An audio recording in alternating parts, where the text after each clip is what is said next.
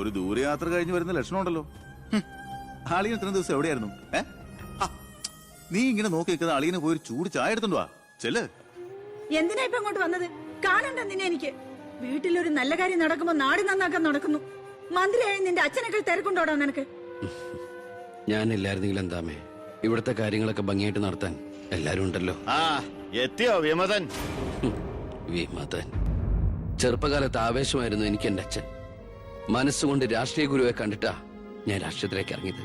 പക്ഷേ അടുത്തറിഞ്ഞപ്പോ തെറ്റുകളിൽ നിന്നും തെറ്റുകളിലേക്കാണല്ലോ അച്ഛൻ പോയിക്കൊണ്ടിരിക്കുന്നത്.